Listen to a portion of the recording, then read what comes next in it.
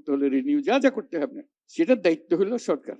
তা আমরা সেই ব্যবস্থা করছি যে নিশ্চিন্ত মনে আপনি এখান থেকে বের হতে পারেন, এটা আপনাদের দেশ, সবার দেশ। এই সম্মানটুকু আপনি যে দেশের জন্য যে খাটাখাটনিটা করেন, দেশ আপনাদের প্রতি তার জন্য কৃতজ্ঞ।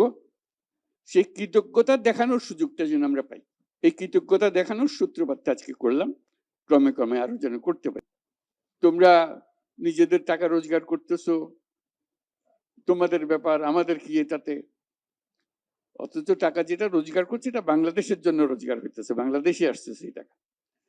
আপনারা কষ্ট করে টাকাটা রোজগার করে আনেন, দুর্ভাগ্য হলো দেশের এই টাকা আরেকজনে পাচার করে আরেকদিকে নিয়ে যায়।